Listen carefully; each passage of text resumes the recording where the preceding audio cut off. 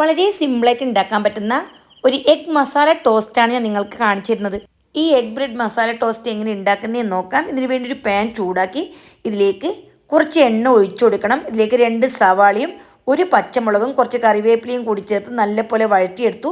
പിന്നെ ഇതിലേക്ക് ഒരു തക്കാളി, 1 ടീസ്പൂൺ കാശ്മീരി മുളക് പൊടി, പിന്നെ 1 teaspoon garam masala, 1/2 teaspoon pepper powder, 1/2 teaspoon ഉപ്പ്, 1/4 ടീസ്പൂൺ മഞ്ഞൾ ഇത്രയും ചേർത്ത് നല്ലപോലെ മൂപ്പിച്ചതിന് ശേഷം 1/4 ഗ്ലാസ് വെള്ളം ഒഴിച്ച് ഒരു 30 സെക്കൻഡ് ഇത് വേവിച്ചെടുക്കണം. എന്നിട്ട് വെള്ളമൊക്കെ വറ്റിച്ച് മല്ലിയില ഇട്ട് നമുക്കിത് റെഡിയാക്കി എടുക്കാം. ഒരു ബ്രെഡ് പീസ് വെച്ചതിന് ശേഷം ചീസ് സ്ലൈസ് വെച്ച് കൊടുക്കണം. ഇതിൻ്റെ മീതിയായിട്ട് കുറച്ച് പിസ്സ സോസോ തക്കാളി സോസോ ഒഴിച്ചു കൊടുക്കണം. അതിന് മീതിയായിട്ട് നമ്മൾ റെഡിയാക്കി വെച്ചിരിക്കുന്ന മസാലയും വെച്ച് കൊടുത്ത ശേഷം വട്ടത്തിലരിഞ്ഞ മുട്ട വെച്ച് കൊടുക്കണം.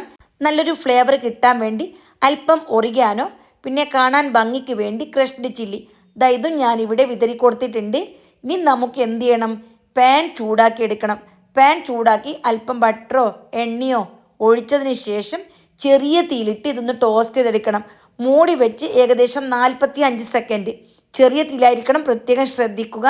ചീസ് മെൽറ്റാവാൻ തുടങ്ങുമ്പോൾ നമുക്ക് തിരിച്ചിട്ട് കൊടുത്തതിന് ശേഷം ഒരു 15 സെക്കൻഡും കൂടി വെയിറ്റ് ചെയ്യാം.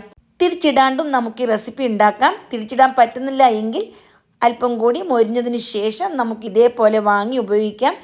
ടേസ്റ്റിയും വെറൈറ്റിയുമായിട്ടുള്ള ഒരു കുഞ്ഞ് സ്നാക്സ് റെസിപ്പിയാണിത്. തീർച്ചയായിട്ടും എല്ലാവരും ട്രൈ ചെയ്ത് നോക്കുക. കുഞ്ഞുങ്ങൾക്ക് ലഞ്ച് ബോക്സിലൊക്കെ കൊടുത്തിടാൻ പറ്റിയ അടിപൊളി ഐറ്റമാണ്. അപ്പോൾ എൻ്റെ എല്ലാ കൂട്ടുകാരും ഈ റെസിപ്പി ട്രൈ ചെയ്ത് നിങ്ങളുടെ വിലയേറിയ ഉപദേശങ്ങളും നിർദ്ദേശങ്ങളും അറിയിക്കുക. വീണ്ടും കാണാം.